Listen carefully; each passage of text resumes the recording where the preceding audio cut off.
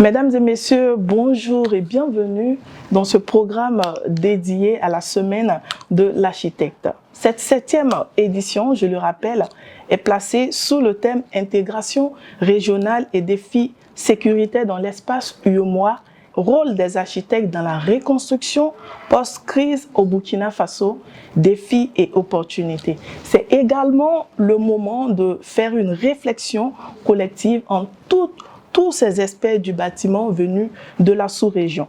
Il s'agira bien sûr d'élaborer des stratégies, de sensibiliser et de renforcer les liens entre tous ces acteurs de l'acte de bâtir. C'est également dans ce même sens de cohésion que nous recevons aujourd'hui notre président de l'ordre centrafricain de l'architecte, Monsieur Aimé Césaire Mbara. Bienvenue. Merci madame. Comment vous allez? Très bien.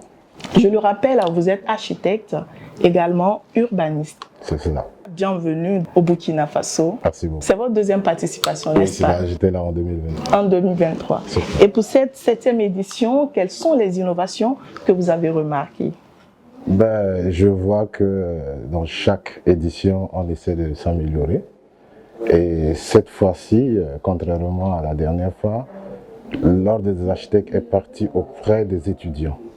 Nous étions, je pense, avant-hier à l'école mixte de Gunguin, si je ne me trompe pas, si j'ai bien prononcé, pour s'entretenir un peu avec les élèves de la terminale, parce que vous savez, la terminale, c'est une classe où après le bac, les gens vont s'orienter. Donc l'ordre s'est approché d'eux pour leur parler un peu du métier de l'architecte.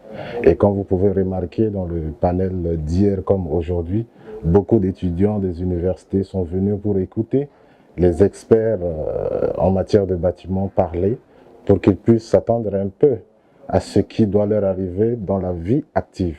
Donc voilà ce qui m'a beaucoup plu dans cette édition, c'est qu'on s'est tourné un peu vers les étudiants et les élèves pour leur parler du métier.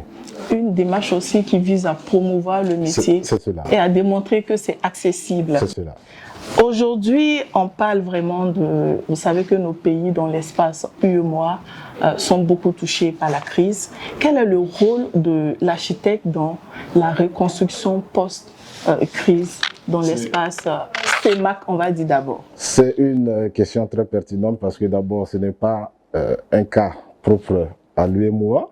Moi, je suis centrafricain, je viens de l'espace CEMAC. Et nous vivons plus ou moins les mêmes crises sécuritaires avec, comme notre pays frère du Burkina Faso. On a été attaqué aussi, donc voilà, il y a certaines régions qui sont difficiles d'accès. Et l'architecte est celui-là qui, de toutes les définitions qui existent, l'architecte est là il est chargé pour améliorer le cadre de vie de ses concitoyens. Et si les crises viennent détruire un peu le cadre de vie, le tissu social, le tissu urbain, ça nous fait mal.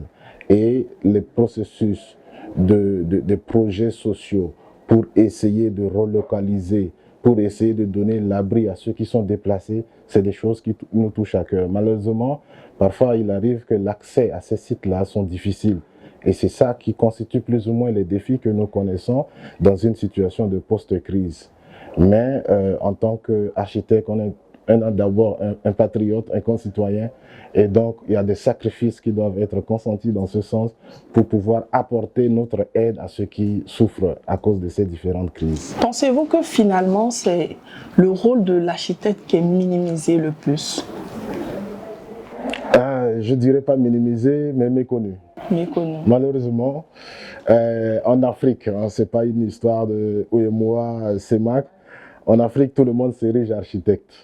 On pense que bon, parce qu'on a une petite connaissance en la matière, on peut s'improviser architecte pour faire des choses qui malheureusement ne durent pas. Et donc, c'est en cela que nous demandons toujours aux autorités, et c'est même le rôle de ces gens de panel, c'est pour sensibiliser les gens à ce métier de l'architecte. Qu'est-ce que l'architecte fait? Qu'est-ce que l'architecte peut apporter comme contribution dans le développement de son pays, dans la recherche de la paix, dans la sécurité de son pays?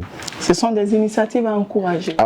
Donc on attend impatiemment la 8e édition. On sera toujours là. L'un des objectifs spécifiques de cette édition est de renforcer la cohésion entre les acteurs de l'acte de bâtir. Oui. Est-ce qu'on peut considérer cela comme chose acquise? Oui. Je dirais que c'est acquis parce que, voyez-vous, comme vous le savez, je viens de Centrafrique. Dès que j'ai eu l'appel du Burkina, l'invitation pour venir participer, je pense que c'est un devoir en tant qu'architecte et en tant qu'Africain tout court de venir partager ma modeste contribution avec le pays frère du Burkina.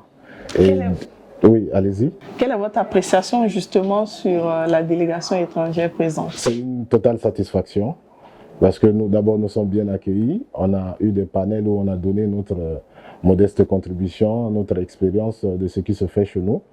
Et donc voilà, quand je vois l'engouement tout autour de cet événement, je ne peux qu'être satisfait. Et à ce stade de votre participation, est-ce que vous pensez qu'une troisième participation serait possible?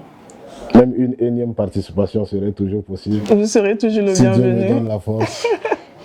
D'accord, nous allons terminer cet entretien. On vous remercie, Monsieur Aimé Césaire Mbara, venu de la Centrafrique, architecte urbaniste, président de l'Ordre centrafricain des architectes. C'était le plateau de la semaine de l'architecte. On se retrouve à très bientôt.